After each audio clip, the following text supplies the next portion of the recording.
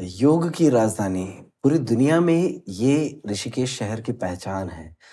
सदियों से ऋषियों मुनियों ने यहाँ पर आकर के तपस्या की, तपस्या के साथ-साथ योग जैसे एक बृहद विषय पे शोध किया, उसको आम जन तक पहुँचाने की कोशिश की। जिस स्तर पर योग को ऋषिकेश में पुष्पिता पल्लवित किया गया है, शायद ही दुनिया में कहीं किया गया हो।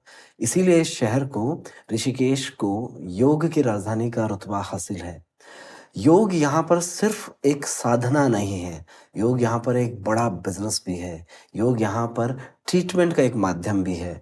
आज इन्हीं सब विषयों पे बात करने के लिए हमारे साथ मौजूद हैं हार्दिक नागपाल जी। स्वागत है आपका। सबसे पहले थैंक यू, आपने हमारे इस आग्रह को स्वीकारा और आप यहाँ पर पहुँचे। कैसे हैं आप? मैं बहुत अच्छा हूँ। धन्यवाद करूँगा आप सभी का, पूरी टीम का। आप लोगों ने इनवाइट किया यहाँ पे। और हार्दिक, आप बहुत यंग हैं और इस यंग एज में आप योगा जैसे एक बिज़नेस में आप लगातार काम कर रहे हैं, एक अच्छा काम कर रहे हैं। कैसा एक्सपीरियंस है कैसा जुड़ाव हुआ आपका योग के साथ में, और कैसा एक्सपीरियंस है अभी तक एज़ अ बिज़नेस या एज़ अ प्रैक्टिस जब आप योगा को देखते हैं ऋषिकेश के पर्सपेक्टिव में? ऋषिकेश के रहने वाले हैं और साथ ही साथ जब स्कूलिंग खत्म हुई तो फैमिली की तरफ से, फादर की तरफ से एक एडवाइस थी कि योगा को प्रैक्टिस करो, योगा सीखो हुँ, और इसे आगे वर्ल्ड तक ले जाया जाए हुँ। ताकि इससे लोगों की मदद हो सके। क्योंकि आजकल हम सभी का लाइफ़स्टाइल आप जानते हैं कैसे ही है। बड़ा तो सेडेंटरी है या बड़ा लेज़ी बिल्कुल, है ना? बड़ा हाँ, एक ऑक्यूपाइड लाइफ़स्टाइल है जिसमें हम लोग बॉडी सेंट्रिक नहीं है। हम लोग ज़्यादातर मटेरियलिस्टिक चीज़ों के ज़्यादा ध्यान है उस पे, फ़ोकस है। बिल्कुल। इतने बिज़ी लाइफ़स्टाइल में थोड़ा-सा अगर हम समय निकालते हैं तो ये प्रैक्टिस जो है ये बहुत लाभकारी है मैं कहूँगा। हुँ, तो बस इसी से लेके इसी से मैंने प्रेरित होके एक अपनी जर्नी शुरू करी। अपनी स्टडीज़ शुरू करी मैंने योगा में, बैचलर्स करी, फिर मास्टर्स करी हुँ, और धीरे-धीरे कुछ ना कुछ नया सीखते जा रहे हैं, सिखाते जा रहे हैं। हुँ। तो जब हम लोग योगा में बेसिकली जब करियर की बात करते हैं, जैसे हुँ, एक फॉर्मल एजुकेशन है, जो एक तो प्रैक्टिस हो गया योगा का, एक जी। जो फॉर्मल एजुकेशन है योगा का। अगर कोई एक लेमन इस वीडियो को देख रहा है, मतलब जिसको योग के बारे में या इस पूरे वर्ल्ड का जो योगा वाला वर्ल्ड है, इसके बारे में बहुत जानकारी नहीं है, हुँ, कैसे डिफरेंशिएट करते हैं इन दो चीज़ों को? योगा एज़ अ प्रैक्टिस और yoga as a formal education जो है योगा की, जिसमें आपने कहा कि आपने बैचलर्स किया या मास्टर्स किया। जी। कैसे इनको दोनों को अलग-अलग डिफाइन करते हैं? अगर हम बात करें कि yoga as a formal education तो आजकल योगा को एज़ अ डिग्री आप पढ़ सकते हैं। एज़ अ डिग्री आप ग्रहण कर सकते हैं और जिसमें बैचलर्स है, सर्टिफ़िकेशन कोर्सेज़ हैं, हुँ, डिप्लोमा कोर्सेज़ हैं, पोस्ट ग्रेजुएशन कोर्सेज़ हैं, जिसमें आप मास्टर्स भी कर सकते हैं। तो काफ़ी डीप स्टडी है और हुँ, आज अगर हम अभी की बात करें, तो डॉक्टरेट भी इसमें एज़ अ कोर्स एक निकाला गया है, हुँ, जिसमें आप 5 साल की ग्रेजुएशन के साथ-साथ पोस्ट ग्रेजुएशन और फिर डॉक्टर की डिग्री आप हासिल कर सकते हैं। हुँ, और अगर हम जनरल बात करें योगा को लेकर, हुँ, तो ऐसा है कि आप डेली लाइफ़ में प्रैक्टिस करें इसको, तो अगर हम इस चीज़ को देखते हैं, लेकर चलते हैं कि जो यूथ है हमारा, हुँ, वो अगर अपनी स्कूलिंग के बाद एज़ एक नई अपॉर्च्युनिटी, एक नया करियर स्टार्ट करना चाहते हैं योगा में, तो मैं सजेस्ट करूँगा कि वो फॉर्मल एजुकेशन की तरफ जाएँ, हुँ, जो एक बेसिक डिग्री लें हुँ, और फिर धीरे-धीरे आगे फर्दर कोर्सेज़ करते हुए, एडवांस कोर्सेज़ करते हुए आगे बढ़ें। हुँ। हार्दिक, आपको बुलाने का एक मोटिव हमारे कुछ और भी था। मोटिव ये था कि एक स्टीरियोटाइप है। जब हम लोग बात करते हैं कि एक योगा टीचर, अगर हम लोग योग के गुरु की बात कर रहे हैं, तो ऑब्वियस है कि हम लोग बात एक एक जो फिगर बनती है हुँ, हमारे, अगर हम लोग एंशिएंट जो मैथोलॉजी है या एंशिएंट बुक्स हैं या उनसे पढ़ रहे हैं, तो योग के वाला पतंजलि, महर्षि पतंजलि या योग के जी, जितने भी हमारे रिनाउंड जो टीचर्स हैं, लंबी दाढ़ी है, व्हाइट बाल हैं, और एक अच्छी एज्ड जो एक लोग हैं, हुँ, जिन्होंने एक अच्छी उम्र तक योगा को सीखा, जाना और उस पे रिसर्च करी, वो हैं। हमने कोशिश की कि उस स्टीरियोटाइप को तोड़ा जाए। हमारे इस वीडियो के माध्यम से एक ऐसा व्यक्तित्व सामने आया कि बड़ी यंग एज में भी लोग ये सारा कुछ कर रहे हैं। तो how do you see yourself in that particular frame, कि जहाँ पे आप योगा पढ़ाते हैं? Hmm, and not only Rishikesh, not only India, but all around the globe जो है आपका जो टीचिंग है वो जा रहा है, आपकी जो जी। क्लासेस हैं वो जा रही हैं। तो कैसा महसूस होता है पहली चीज, और दूसरी चीज ये है कि लाइक हाउ डू यू सी, कई बार होता है कि हम लोग जो अपीयरेंस ऑफ अ टीचर है उससे जज करने की कोशिश करते हैं, एंड उसे कहते हैं कि यार बड़ा यंग सा बच्चा दिख रहा है या यंग सा लड़का है, क्या ये सच में इतना इन डेप्थ जा पाएगा योगा के अंदर या योगा टीचिंग में? क्या ये हर्डल दिखता है आपको अपने करियर में, क्या ये सब महसूस करते हैं? बहुत स्लाइट सा ये चीज़ मैंने महसूस करी, बहुत हल्की सी, क्योंकि बहुत अच्छे एक्सपीरियंस टीचर्स भी हैं जो जिनको काफ़ी समय हो गया है इस फील्ड में, और वो लोग वर्ल्ड वाइड अपनी एजुकेशन, अपनी नॉलेज स्प्रेड कर रहे हैं। तो इस चीज़ को अगर हम लेके बात करें तो ये चीज़ मैंने महसूस करी है। बट जो अगर हम बात करें अपनी लर्निंग की, अपनी नॉलेज की, तो उस लर्निंग वो डिपेंड करती है कि कैसे आपने कहाँ से सीखा है, कितना आप डेली उसको अडाप्ट कर रहे हैं और कैसे अपनी लाइफ में उसको मोल्ड किया है आपने। तो एक छोटी सी उम्र का बच्चा भी अगर आप बात करें तो उससे भी आपको बहुत कुछ सीखने को मिल सकता है।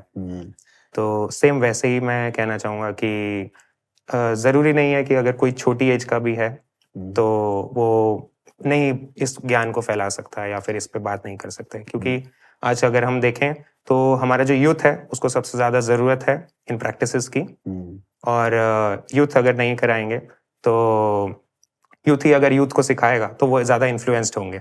अब आपने जस्ट अभी यूथ की बात करी कि यूथ के लिए एक बड़ा एक एसेंशियल चीज है, हम लोग योगा की अगर बात कर रहे हैं, कौन से ऐसे पैरामीटर्स हैं जिन पे आप देखते हैं कि मतलब यूथ इस समय योगा को लेकर के सबसे ज्यादा अवेयर इस पैरामीटर में है, और या इस पैरामीटर में उसको अवेयर होने की जरूरत है? मसलन अगर मैं बात करूं कि are they interested in physical practices, और लोग इसको मेंटल और स्पिरिचुअलिज्म की तरफ भी देख रहे हैं, उसके मोटिव से भी योगा की फील्ड में आना चाहते हैं, या कौन सा पैरामीटर ऐसा जो सबसे ज्यादा अपीलिंग है यूथ के लिए, और कौन सा पैरामीटर ऐसा जिसमें यूथ अभी सबसे ज्यादा उसको आना चाहिए? अगर हम यूथ की बात करें तो यूथ को सबसे पहले फिजिकल अपीयरेंस मैटर करता है यूथ के लिए, और फिजिकल फिटनेस की अगर हम बात करें तो फिजिकल फिटनेस को बढ़ाने के लिए आप अगर उसको सही रखना चाहते हैं तो योगासन आप प्रैक्टिस करें। साथ ही साथ स्पिरिचुअलिटी की हम बात करें, स्पिरिचुअलिज्म को, तो उससे थोड़ा सा यूथ अभी धीरे धीरे कनेक्ट हो रहा है, और ज़रूरत है क्योंकि माइंड बॉडी सोल को कनेक्ट करता है योगा, और स्पिरिचुअलिटी को एक तरीके से एक नई दिशा दिखाता है योग। तो इस चीज़ को मैं कहना चाहूँगा कि अगर हम यूथ को कन्विंस करें और उसको कन्विंस करने की जो मेथड है, जो सही तरीका है, वो आजकल की जो जनता है, आजकल जो इन्फ्लुएंसर्स हैं, तो वो यंग जनरेशन के जो इन्फ्लुएंसर्स हैं उन्हीं को इस चीज़ को आगे लेके आना होगा, तो ये ज़्यादा बेटर वर्क करेगा। अब बार आप बात इन्फ्लुएंसर्स की कर रहे हैं कि मतलब दो यंग इन्फ्लुएंसर्स हैं, चाहे वो सोशल मीडिया के हों या अलग अलग फील्ड में, अलग अलग, चाहे वो स्पोर्ट्स की फील्ड के हों या वो डिफरेंट सॉर्ट ऑफ फोर्टेज में है। आज टेक्नोलॉजी का दौर है और हम लोग कनेक्टिविटी इतनी है कि जितनी कभी नहीं थी। Do you think that technology has changed the perspective of yoga also? Definitely, अगर हम बात करें पिछले कुछ सालों की, तो कोविड काल के बाद अगर हम बात करें जनरली, तो तब से जो मूड है वो चेंज हुआ है। ऑनलाइन बहुत ज़्यादा प्रचार हुआ है योगा का, और मैं कहूँगा कि ये एक इजी मेथडोलॉजी हो गई है। अगर हम किसी को कन्वे करना चाहते हैं अपनी प्रैक्टिसेस, अपनी नॉलेज, तो बहुत अच्छा तरीका हमें मिला है ऑनलाइन, जो एक माध्यम बना है उसकी वजह से। तो इसी को लेके अगर थोड़ा सा और आगे हम फैलाना चाहें तो बिल्कुल वो फैलेगा, और एक बहुत ज़्यादा कन्वीनियंट मोड पे आ गए हैं हम। कन्वीनियंस की आप बात कर रहे हो, और आप कह रहे हो कि it's a good mode of like spreading it, जो भी नॉलेज है इसको फैलाने का एक अच्छा तरीका है कि हम ऑनलाइन इसको लेकर के हैं, क्योंकि एक्चुअली जहां हमारा आई स्पैन है, जहां हमारा फोकस है, ध्यान है, आजकल सब चीजों के लिए हम लोग ऑनलाइन जुड़े हुए हैं, तो ज्यादातर टाइम हमारा ऑनलाइन जा रहा है। तो अगर वहीं इसको फैलाया जाए तो ज्यादा बेहतर है। पर आप ये नहीं क्या हम इसको इस तरह से नहीं सोच सकते हैं कि ये बड़ा रिस्की भी हो गया है? क्योंकि the way you are doing yoga, आप मान लो एक आसन करते हैं, जो बड़ा सा टिपिकल सा आसन, कोई एक आसन जैसे हम चक्रासन की बात करें या जी। कोई भी एक ऐसा आसन जो एक अच्छी प्रैक्टिस डिमांड करता है, और उसको देखने के बाद अगर मैं पहले दिन वही आसन करना शुरू करूं तो बहुत सारे केसेस हम लोग देखते हैं जहां इंजरीज हो जाती हैं। और एक कहावत भी है योगा के बारे में कि सारी बीमारियों का, सारी प्रॉब्लम्स का निदान है योगा में, लेकिन जो योगा ने क्रिएट कर दी प्रॉब्लम, उसका निदान थोड़ा मुश्किल है। बिल्कुल सही कहा आपने। तो एक्चुअली क्या होता है कि अगर आप किसी अच्छे टीचर से प्रैक्टिस कर रहे हैं तो जो आपका गुरु है वो पूरे तरीके से आपके ऊपर फोकस करता है, ध्यान रखता है। तो जैसे अगर मैं अपनी बात करूं, हम योगा सेशंस लेते हैं, ऑनलाइन ही लेते हैं। तो जो क्लाइंट्स हैं वो बाहर बैठे हैं, आउट ऑफ द कंट्री बैठे हैं, कहीं भी हो सकते हैं, ओवर द सीज हमारे क्लाइंट्स कहीं हो सकता है। बिल्कुल। तो हमारा फोकस जो है जनरली वो एक किसी भी बंदे के, किसी भी प्रैक्टिशनर के अलाइनमेंट पे रहता है, ठीक है। तो अगर उस अलाइनमेंट को करेक्ट कर दिया जाए सही तरीके से तो इंजरी के चांसेस बहुत ही कम है। मैं ये इसी पे मैं आपसे बात करने वाला था कि क्या एक ऐसी बेसिक टिप हो सकती है, फॉर एग्जांपल मुझे स्टार्ट करना है जी, what should be the 5 things या 5 ऐसी या 7 ऐसी, जितनी भी आप बताना चाहें, क्या ऐसे बेसिक पैरामीटर्स हो सकते हैं जिनको मुझे ध्यान में रखना होता है कि भैया ये तो योगा अगर शुरू करना है तो ये इतनी चीजें तो जरूरी हैं, otherwise it can harm also, इसका दूसरा एक इफेक्ट भी हो सकता है। जी। सो अगर हम कुछ एस्पेक्ट्स की बात करें तो सबसे पहली चीज़ ये है कि आपने बहुत ही कन्वीनियंट मोड पे करना है, बिल्कुल एज अ बिगिनर स्टार्ट करना है, ठीक है। डिपेंड करता है कि आप किस एज के हैं, आपकी एज डिसाइड करेगी कि आप कैसी प्रैक्टिसेस चूज करते हैं, ठीक है। फिर उसके बाद हम देखें कि सेफ्टी मेजर्स लेके आप प्रैक्टिस करेंगे।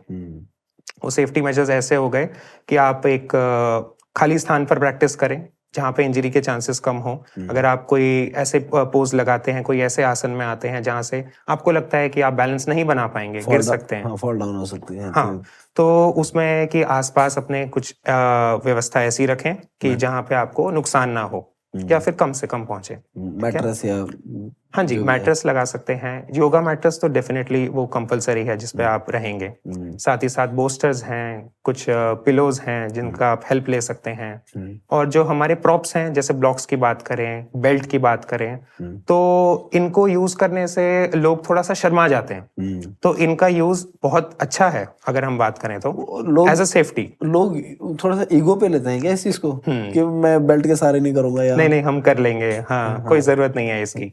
लेकिन हम अगर अपने गुरु की बात करें, मैं अपनी बात करूं, तो हमें ये चीज सिखाई गई कि इससे करने से आपकी जो अलाइनमेंट है, आपका जो पोज है वो और निखर के आएगा और बेहतर होगा। तो योग एक्चुअली एक ऐसी जर्नी है जिसमें आप सिर्फ पोज नहीं करते, योग उस पोज तक जाने को और सही करने को, उस चीज को सही करना ही योग है। ओके, उस आसन को सही तरीके से yoga is not a milestone. Yoga is not getting into a pose, but it's a journey. But how do you do a pose? But it is a journey. उस तक पहुंचने के जितने स्टेप है वो योग है एक्चुअली। बिल्कुल, वेरी नाइस। और हर मूवमेंट को करते हुए जो आपको महसूस होता है वो योग है, क्योंकि आपकी सभी मसल्स एंगेज होती हैं किसी भी एक पर्टिकुलर आसन में। अगर हम अपर बॉडी की बात करें तो उसमें अपर बॉडी मसल्स एंगेज होती हैं। बिल्कुल।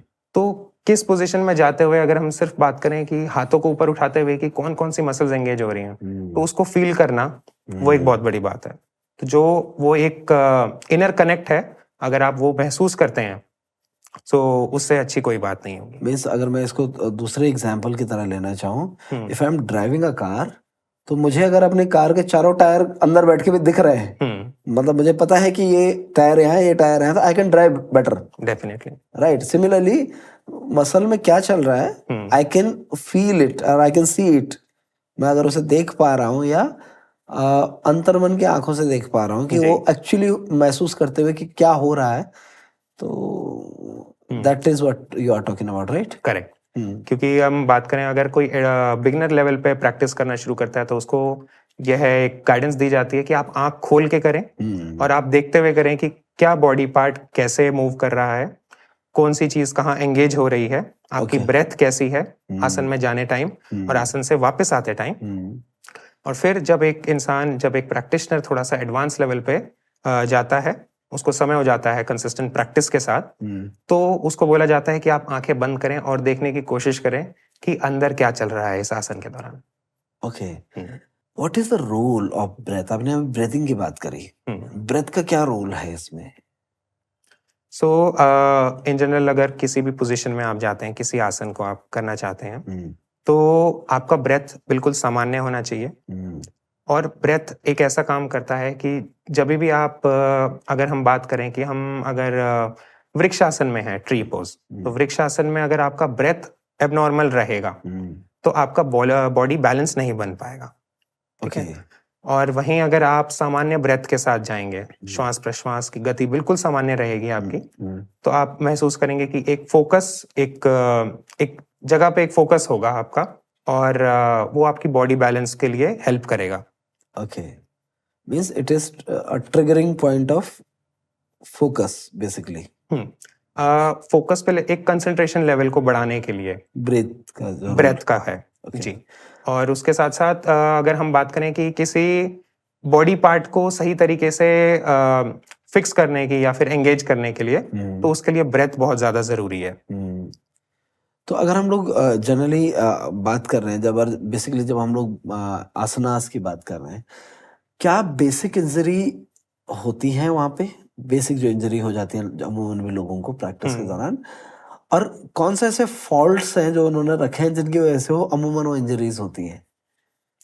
तो बेसिकली क्या है, मसल स्टिफनेस की वजह से अगर आप बिना वार्म अप के अच्छा मूवमेंट करे बिना आप किसी भी पोजीशन को लगाने की, किसी आसन को, किसी पोस्चर को लगाने की कोशिश करते हैं, तो वहां पे इंजरी के चांसेस बढ़ जाते हैं। जैसे मसल टेयर हो जाता है, मसल पुल हो जाता है, और काफी लंबी प्रैक्टिस अगर आप कर रहे हैं और बिना अलाइनमेंट को ध्यान देते हुए कर रहे हैं, तो आपके बॉडी का जो स्ट्रक्चर है वो कहीं ना कहीं खराब हो जाता है। अलाइनमेंट क्या है? ये अलाइनमेंट बार बार हम लोग ये वर्ड तो यूज करते हैं, लेकिन कुछ लोग जैसे गाड़ी का गाड़ी का टायर चेंज करा है तो उसे अलाइन करवा लेते हैं हम जी। लोग। तो बॉडी में क्या है अलाइनमेंट? बॉडी अलाइनमेंट ऐसा है कि आपके हाथ किस तरीके से पोजीशन कर रहे हैं किसी आसन में अगर आप जाते हैं, या वहां जाने शुरू करने से लेकर पोजीशन तक पहुंचने तक, आसन तक पहुंचने तक आप स्टेप बाय स्टेप कैसे किस बॉडी पार्ट को रखते हैं, मूव करते हैं, वो अलाइनमेंट कहा जाता है। ओके, तो रोल क्या है अलाइनमेंट का इसमें? अगर हम बात करें कि किसी बिल्डिंग को आप बना रहे हैं, तो उसको अगर उसकी नींव मजबूत नहीं होगी, उसका जो स्ट्रक्चर है वो एक अजीब तरीके से रखा जाएगा या फिर किसी सिस्टमैटिक वे से नहीं रखेंगे, तो चांसेस हैं उस बिल्डिंग के गिरने के। वैसे ही किसी भी पोजीशन में आने के लिए आप अपने बॉडी पार्ट्स को सही तरीके से नहीं रखते हैं, बैलेंस नहीं बना पाएंगे आप उस पोजीशन में, उस आसन में पहुंच नहीं पाएंगे। तो वहां अलाइनमेंट का रोल काफी ज्यादा बनता है। बिल्कुल। अब आप योगा की अगर हम लोग बात कर रहे हैं, जनरली दो चीजें इसमें देखी जाती हैं। लोग या तो प्री प्रॉब्लम, अगर जनरल परसेप्शन देखें, हम दुनिया के परसेप्शन से देखें, या तो लोग प्रॉब्लम से पहले योगा में आते हैं। अब वहाँ बहुत सारी वजह हो सकती हैं, शौक है, उसे पढ़ना है, जानना है, वेरियस रीजंस हो सकते हैं जिसकी वजह से योगा में आया है। एक पोस्ट प्रॉब्लम है कि मीन्स किसी को कोई इंजरी हुई है या कोई प्रॉब्लम हो गई है, now they want to get rid of it, ठीक है।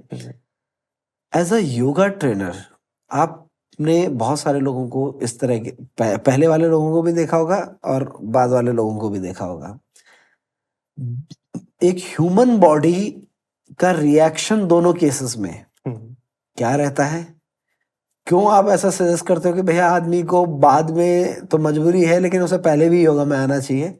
क्या ऐसी चीजें हैं जिनकी वजह से अगर वो पहले योगा में होता तो शायद उतनी चीजें नहीं होती वर्ड्स उसके साथ जो हो रही हैं, जिसको वो बाद में ठीक करने आया है? ह्यूमन बॉडी का रिएक्शन क्या होता है दोनों कंडीशंस में, प्री प्रॉब्लम्स और पोस्ट प्रॉब्लम्स में, अगर हम लोग बात करें? अगर आप फिट हैं अभी या फिर स्टार्ट करना चाहते हैं, आपने मन बनाया है कि मैं योगा प्रैक्टिस करना चाहता हूँ या चाहती हूँ, तो तब आपकी मेंटल कंडीशन ऐसी होती है कि हाँ, एक आपका गोल होता है कि मुझे फिट ही रहना है और फिट बनना है, स्वस्थ रहना है। तो उसको लेके जब आप ये चीज शुरू करते हैं, तब आपका जो माइंड है वो आपको एक सिग्नल देता है या फिर साथ ही साथ आपको सपोर्ट करता है कि कैसे आप इसको लेके आगे चल सकते हो। और एक हेल्प करता है। तो अगर हम बात करें प्री प्रॉब्लम की, तो लोग एक तरीके से प्रिपेयर होके आते हैं कि हम अभी ऑलरेडी फिट हैं और इसी जर्नी को आगे ले जाएंगे और फिटनेस की ओर। तो वो एक पॉजिटिव इम्पैक्ट उनके साथ रहता है। और अगर यहीं बात करें एक नेगेटिव इम्पैक्ट, वो तब आता है जब आप पोस्ट प्रॉब्लम आ जाते हैं। तो इंसान थोड़ा सा डरा हुआ रहता है, सहमा हुआ रहता है, क्या ये चीज ठीक हो पाएगी या नहीं हो पाएगी। इन केस ऑफ दैट वो डाउट भी है कि वो डाउट रहता है, हाँ। और वो फुल अपने पोटेंशियल के साथ नहीं कर पाते, क्योंकि कहीं ना कहीं वो चीज उन्हें कमजोर कर रही होती है। कि अगर उन्हें पता है कि ये प्रॉब्लम मैं फेस कर रहा हूँ या कर रही हूँ, तो उस चीज को लेके वो कॉन्फिडेंटली आगे नहीं बढ़ पाते। तो हार्दिक, जब हम लोग योगा को देखते हैं, yoga is considered as one of the best way of treatment, क्योंकि it includes not only body postures but different sort of remedies और डिफरेंट सॉर्ट ऑफ जो मेंटल एक प्रोसेस है, चाहे वो मेडिटेशन है या स्पिरिचुअलिज्म है या थॉट प्रोसेस है या लिविंग वे ऑफ लाइफ है, ये सारी चीज़ें आप इसमें ऐड करते हो। लेकिन एक बड़ा, जब हम ऋषिकेश के कॉन्सेप्ट पे बात करते हैं, तो एक बड़ा जो इसका हिस्सा है वो ऐड होता है योगा एज अ बिजनेस में, योगा एज अ करियर में। बहुत सारे बच्चे हैं या बहुत सारे यूथ हैं जो इसमें आना चाहते हैं। आपने पहले भी कहा कि एक फॉर्मल एजुकेशन के बाद आप इसमें आइए, लेकिन मैं वो उससे हट करके भी एक बात करना चाहता हूँ, कितना बड़ा स्कोप है और कितनी बड़ी इसके अंदर स्पॉन्ज कर लेने की पावर है, कि कितना बड़ा कितनी बड़ी मार्केट है जिसमें कितने नंबर ऑफ पीपल जो है वो लगभग, या कितना बड़ा चंक जो है वो अभी आपको दिखता है कि इनके लिए करियर को बचा हुआ है इस फील्ड में। अगर हम बात करें ऋषिकेश की, तो Rishikesh already world capital of योग है। और आगे फ्यूचर की बात करें तो ये जो एक बिजनेस प्लेटफॉर्म है as a yoga as a career, तो ये बहुत बड़ा है। अभी तो बस शुरुआत हुई है। और जब हमने अपनी पढ़ाई ग्रेजुएशन खत्म करी थी, तब ये कहा गया था हमसे कि अभी भी पूरे वर्ल्ड में कम से कम 2 से 3 लाख टीचर्स की कमी है, योगा टीचर्स की कमी है, ट्रेनर्स की कमी है। और कुछ साल ही हुए हैं इस चीज को लेके। तो और धीरे धीरे अब जैसे लोग बढ़ते जा रहे हैं, पॉपुलेशन बढ़ती जा रही है, तो उनके साथ साथ हमें योगा टीचर्स की भी बहुत ज्यादा आवश्यकता पड़ेगी। तो इसको एज अ बिजनेस हम काफी ज्यादा एक वास्ट बिजनेस देख सकते हैं। एक विजन इसको लेके चलें तो काफी बड़ा विजन है योगा एज अ करियर। तो योगा एज अ बिजनेस भी आप लेके जा सकते हैं। जैसे ऋषिकेश में यहाँ पे टीचर ट्रेनिंग कोर्सेज होते हैं और तरीके के कोर्सेज कराए जाते हैं, रिट्रीट्स कराई जाती हैं, बिल्कुल। और ऐसे ही कई सारे कोर्सेज हैं, जैसे आयुर्वेद में अगर हम बात करें, प्राणायाम कोर्सेज बात करें, नेचुरोपैथी के कोर्सेज हैं, तो बहुत सारे कोर्सेज हैं जिन्हें कराया जा रहा है। और मैं कहूँगा कि इनको और बढ़ाना चाहिए, बढ़ावा देना चाहिए। क्या एक ऐसी चीज आपको लगती है कि दिस इज समथिंग जो नहीं होना चाहिए, अगर हम लोग योगा के फील्ड की बात कर रहे हैं, कि ये एक चीज है? क्योंकि अभी अमूमन क्या देखा जाता है कि Rishikesh is, although it is considered as a world capital of yoga, लेकिन नंबर ऑफ स्टूडेंट्स जो है अब वो ऋषिकेश उनके पहले प्रायोरिटी में नहीं आता है। इंस्टेड ऑफ दैट कि वो गोवा या बाली इस तरह की लोकेशन चूज कर रहे हैं। अगर हम लोग ट्रैवलर्स को देखते हैं, स्पेशली जब फॉरेनर्स की बात करते हैं, क्या रीजंस हो सकते हैं और क्यों ये सिनेरियो बन रहा है? ये बहुत अच्छा टॉपिक चूज किया आपने। इस पे हम डिस्कस करना चाहेंगे कि ऋषिकेश में कहीं ना कहीं बात करें तो कमर्शलाइजेशन या मोनेटाइजेशन बहुत ज्यादा हो गया है एज अ टूरिस्ट प्लेस। इसी वजह से लोगों को यहाँ आने से घबराहट हो रही है और लोग गोवा प्रेफर कर रहे हैं, इंडोनेशिया प्रेफर कर रहे हैं। तो टीचर्स हालांकि यहीं से सीख के जा रहे हैं बाहर भी। हमारे बहुत अच्छे टीचर्स हैं जो बाली इंडोनेशिया में हैं, मेरे कुछ जानकार हैं जो गोवा में भी हैं, साउथ इंडिया में भी, केरला में भी काम कर रहे हैं। तो ये चीज थोड़ी सी हम लोगों को ही फोकस करना पड़ेगा इस पे कि बहुत ज्यादा कमर्शलाइजेशन ना किया जाए, जिसकी वजह से लोगों के मन में ये डाउट ना आए कि नहीं ऋषिकेश नहीं जाएंगे, वहां हमें लूटा जाएगा, या फिर वहां हमें थोड़ा सा मतलब महंगा भी कह सकते हैं। तो इस चीज पे थोड़ा सा ध्यान देना चाहिए। Means what do you think that कि there are 2 aspects, education and commercial. तो क्या आपको लग रहा है कि कौन सा एस्पेक्ट ज्यादा इस समय हावी है ऋषिकेश को, अगर इसमें योगा बिजनेस की बात को देखें तो? दोनों बराबर तरीके से चल रहे हैं हम्म, एक्चुअली। और कमर्शलाइजेशन ठीक है, थोड़ा सा बढ़ गया है, लेकिन यह है कि एजुकेशन भी अपने पूरे पावर के साथ यहाँ पे चल रहा है। आप अच्छे से बहुत अच्छे अच्छे कॉलेजेस आपको मिलेंगे, इंस्टीट्यूट्स मिलेंगे, योगा स्कूल्स मिलेंगे जहाँ पे कराया जा रहा है। तो एक मैं कहूँगा कि इक्वली इसे देखा जा रहा है फिलहाल। मॉडर्न डे योगा की बात की जाती है आजकल, हर चीज को हम लोग मॉडर्नाइजेशन की तरफ लेकर के जा रहे हैं। अब बहुत सारे योगा आते हैं कि ये एक पर्टिकुलर ये विक्रम योगा है, ये पावर योगा है, ये डांसिंग योगा है, ये फला फला तरह तरह के उसको नाम दे करके नए नए versions of yoga. Don't you think that कि it can lose the authenticity of yoga? अगर हम लोग इसकी बात करें, जो एक ट्रेडिशनल योग है जिसको अमूमन हम लोग पूरी दुनिया में महर्षि पतंजलि की योग से जानते हैं जी, तो ये उसका जो एसेंस है वो खो देगा? कहीं ना कहीं फर्क पड़ रहा है। बट यह है कि अगर हम ट्रेडिशनल योगा और मॉडर्न योगा की बात करें तो ट्रेडिशनल योगा कई सारी चीज़ों को लेके चलता था। जैसे अगर हम अष्टांग की बात करें, 8 लिम्स ऑफ योगा, तो उसमें यम, नियम, आसन, प्राणायाम, प्रत्याहार, धारणा, ध्यान, समाधि, वो एक ये चीज थी, ये 8 अंग थे जिनको लेके चलते थे। और आज अगर हम बात करें तो फिजिकल फिटनेस की सबसे ज्यादा फिजिकल फिटनेस ही सबसे ज्यादा देखी जाती है। तो मॉडर्न योगा खराब नहीं है, बस थोड़ा सा एक तरीके से एक दायरे के अंदर कराया जाए और चीजों को बहुत ज्यादा मैनिपुलेट नहीं किया जाए। आप मॉडिफाई कर सकते हैं बट मैनिपुलेट मत कीजिए। इतना ना किया जाए कि वो फिर खराब ही हो जाए। हम कई बार एज अ ऋषिकेश के निवासी होने के वास्ते अगर मैं आपसे सवाल पूछूं, कई बार खबर आती है कि जो एक होस्ट, एज अ होस्ट अगर हम लोग देखें ऋषिकेश में योग स्टूडेंट्स के लिए, तो कई बार खबरें बहुत अच्छी नहीं होती हैं। समटाइम हम लोग देखते हैं कि बड़ी तमाम पोर्टल्स में या उसमें भी खबरें सुनने को मिलती हैं कि दे हैव बीन मीन्स उनके साथ मिसबिहेव हुआ है। In terms of monetary misbehaviour की बात करें, इन टर्म्स ऑफ हम लोग जो एक व्यवहार है उसी के ऊपर भी उनसे मिसबिहेव हुआ है। So as a young yoga trainer, do you see these challenges in, और इसकी रियलिटी क्या है? क्योंकि मैं इसे आरोप नहीं लगा रहा हूँ, मैं उस इन्फॉर्मेशन के बेस पे बोल रहा हूँ जो इन्फॉर्मेशन अखबारों या बाकी चीज़ों के माध्यम से हमें मिलती है।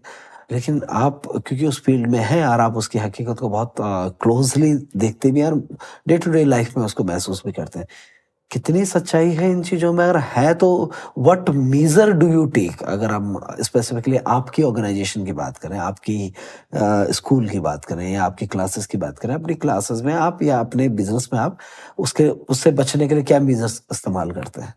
तो जैसे कि आपने पूछा कि कुछ ना कुछ डिफिकल्टीज आती हैं या फिर कहीं ना कहीं मिसबिहेव किया जाता है बच्चों के साथ, तो स्टूडेंट्स के साथ, तो वो काफी हद तक होता है ये चीज। मैंने महसूस करी है, देखी है, जब अपने कलीग्स को ही देखा है मैंने, जो स्टूडेंट्स थे जो बाहर से आए हुए हैं पढ़ने, तो उनको कुछ ना कुछ तकलीफें होती थी। जैसे कि यहाँ पे रहने के लिए अकोमोडेशन की सबसे ज्यादा प्रॉब्लम उनको होती थी कि लोग सोचते हैं कि ये बाहर से आए हैं, ठीक है, पैसा खर्च करेंगे, रहेंगे, कोई दिक्कत नहीं है, लेकिन लोगों को ये चीज सोचनी चाहिए कि वो कुछ सीखने आए हैं, कुछ पढ़ने आए हैं। तो वो अपनापन दिखा के अगर हम बात करें तो एक हेल्प मिलेगी उन बच्चों को भी, और वर्ल्ड की तरफ, पूरे भारत की तरफ एक मैसेज जाएगा कि हाँ, यहाँ के जो कोई एक फैसिलिटीज हैं, ये अकोमोडेशन फैसिलिटीज हैं, या ज्यादा वेलकमिंग है और आपको एक अपनापन दिया जा रहा है। और बाकी ये डिफिकल्टीज तो कहीं ना कहीं, मतलब हर जगह पे कुछ ना कुछ होता ही है, हर चीज में। तो इस चीज को लेके हम अगर अपने इंस्टीट्यूट की बात करें, अपने कॉलेज की बात करें या फिर अपने स्कूल की बात करें, तो उसमें ये चीज आपको प्रोवाइड की जाती है, आपको अच्छे से सारी चीजें वहीं प्रोवाइड कर दी जाएंगी। और सभी दूसरे अगर इंस्टीट्यूट्स की मैं बात करूं तो एक मेजर लेना चाहिए इस चीज को फोकस करते हुए कि किसी भी स्टूडेंट को, किसी भी पार्टिसिपेंट को किसी तरह की तकलीफ ना पहुंचे। कैसे एक स्टूडेंट को, अगर कोई ऋषिकेश आता है, तो क्या एक बेस्ट वे है ये ढूंढने का कि मैं ये स्कूल्स हैं जो स्कूल्स इस तरह की एजुकेशन प्रोवाइड करा रही हैं, ये इंस्टीट्यूशंस हैं, ये ऑर्गेनाइजेशन है जो प्रोवाइड करा रही है, क्या एक बेस्ट तरीका है एक सुटेबल कोर्स को पिक करने का और उसके लिए उसको प्रोवाइड कराने वाली एक बेस्ट एजुकेशन सिस्टम या ऑर्गेनाइजेशन को अप्रोच करने का? सबसे पहली चीज़ तो आजकल लोग ऑनलाइन देख लेते हैं, चेक कर लेते हैं। बाकी आप विजिट कीजिए, अगर आप आ सकते हैं तो देखिए, आसपास के लोगों से बात करें, टीचर्स से अगर आप मिल सकें तो काफ़ी बेहतर रहेगा। मेरा सुझाव यह है, क्योंकि टीचर्स आपको बहुत अच्छे से गाइड कर सकते हैं कि क्या उस कोर्स में आपको पढ़ाया जाएगा, क्या आपका मोटिव है सीखने का। तो वहाँ पे आपकी मदद बहुत अच्छी तरीके से हो सकती है। एक अगर जैसे बहुत सारे लोग हैं जो अब इस फील्ड में आना चाहेंगे, बहुत सारे यूथ हैं जो इस फील्ड में आना चाहेंगे, what should be the primary focus? देखो, कोई भी करियर चुनते हुए हम लोग 2-3 चीजें देखते हैं, whether it is my hobby, मेरा एक पैशन है उस चीज को लेकर के, वेदर हम लोग मॉनेटरी बेनिफिट्स देखते हैं कि मॉनेटरी बेनिफिट्स हैं उस चीज को लेकर के, वेदर हम लोग देखते हैं कि हम कुछ एक सर्कमस्टेंसेस की वजह से हम लोग उस एक पर्टिकुलर फील्ड में है। तो क्या एक ऐसी बेसिक चीज होनी चाहिए कि योगा में करियर बनाना चाहिए? ये बेसिक एलिमेंट अगर आपके पास है तो ये एक मुफीद कंडीशन है आपके लिए योगा में ग्रो करने की। योगा में ग्रो करने के लिए, yoga as a career choose करने के लिए आपके पास एक विजन होना चाहिए, एक सेवा भाव होना चाहिए कि आप अपनी तरफ से क्या प्रोवाइड कर सकते हैं। अगर आप चाहते हैं कि मैं सर्व करना चाहता हूँ लोगों को, मेरी तरफ से किसी की हेल्प हो सकती है, मॉनेटरी बेनिफिट्स तो देखिए वो लाजमी है, वो मिलेंगे ही, बाय प्रोडक्ट है क्योंकि वो एक गिव एंड टेक प्रोसेस चलता ही है। तो अगर आप कुछ दे रहे हैं तो आपको डेफिनेटली रिटर्न मिलेगा। तो बस इस चीज पे ध्यान दें कि अगर आप चाहते हैं कि मैं कुछ दूं और उस चीज से किसी का भला हो, तो आप इस करियर को चूज कर सकते हैं। सेवा एक मुख्य भाव है योगा की, अगर हम लोग बात करें, चाहे आप उसे पढ़ने आते हैं या पढ़ाने आते हैं। और जब यंग जनरेशन इस भाव के साथ किसी काम को कर रही है, योग जैसे फील्ड में आ रही है, और हार्दिक जैसे लोग जो इस भावना के साथ, सेवा के भाव के साथ इस काम को कर रहे हैं, तो मुझे लगता है कि अभी योगा और योगा में ऋषिकेश का कंट्रीब्यूशन बहुत लंबे वक्त तक चलने वाला है। मुझे उम्मीद है आज के सेशन में आपको काफ़ी कुछ सुनने और सीखने को मिला होगा। इसी तरह बने रहिए हमारे साथ। आपका आने के लिए बहुत बहुत धन्यवाद। धन्यवाद।